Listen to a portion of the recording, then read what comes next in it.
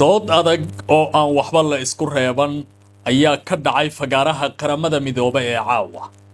Soomaaliyana waxay la soo baxday awood xad dhaaf ah iyo luuqad adag oo diblomaasiyadeed oo ay adag tahay mid ka mid ah danjirayaasha Afrika in sidan oo kale qaramada midoobay uga doodo. Safiirka nidaamka Israel ee dhawaan aqoonsaday Somaliland ayaa mikrofoonka la siiyay waxana uu soo bandhigay dood marka la eego golo noocaas oo kale in lala tagay aad u jilicsanay. doodiisa inta badan waxay dul wareegaysay in nidaamkiisa aanu ka shalaayi doonin tallaabada ay ku dhaqaaqeen aqoonsiga Somaliland. waxa uu si hoose oo aad u sirridan uu faraha la galay xaaladda siyaasadeed ee waddankan ku yaala geeska Afrika ka jirta. isbedeladii waaweynaa ee dhacay ee xagga nabadgelyo darrada ahaa iyo dagaaladii la soo maray. si gaar ah waxa uu tilmaamay in la dhibaateeyay oo xasuuq loo geystay shacabka qaar ka mid ah Somaliland ku nool. sidaas darteed waxa uu yiri ma jirto sabab ay Somaliland meel ugu sii xirnaan karto Soomaaliya. inta markay dhacdo kadib oo dooda in muddo la warwareejinaya ayaa loo dhiibay mikrofoonka Abuukar Baallo oo ah danjiraha Soomaaliya ku matalaya qaramada midoobay. markaas ayaa la maqlay shanqarta ereyo waaweyn oo dhagaha diblomaasiyiinta halkaasi fadhisay ku dhacayay. Abuukar Baalle ayaa markii uu mikrofoonka qabsaday waxa uu ku bilaabay anigu ma garanayo waxa aad ka sheekaynayso.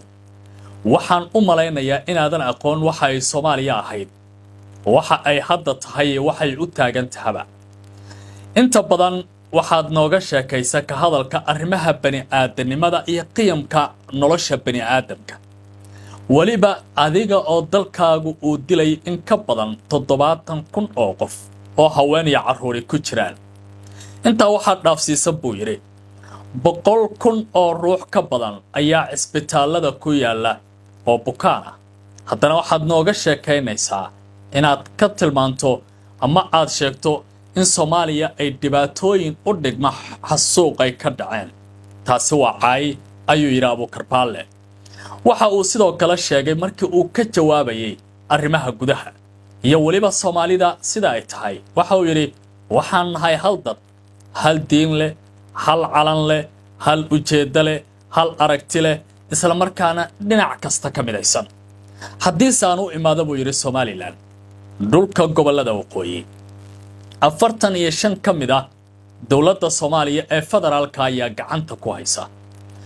gobolka Awdal ee xuduudda Djibouti raacsanna ama ku yaalana Somaliland iyo aragtideeda lagama aqoonsana. sidaa daraadeed adiga ayaa nooga sheekaynaya Soomaaliya oo aan waxba ka aqoon. ma ka dhicin buu yiri wadankayga waxa suuqa laakiin waxa ka dhacay dagaal sukeeya oo waliba gacmo shisheeye ay qayb ka ahaayeen.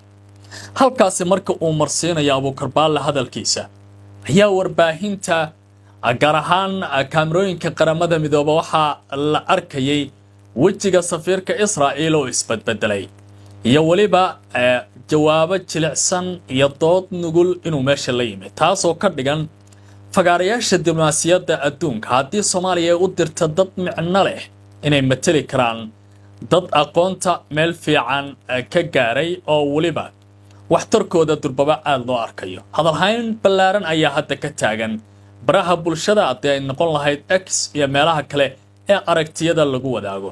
taas oo la leeyahay durbaba Israa'iil waxay qaadatay fadeexad diblomaasiyadeed oo ka soo gaartay caalamka.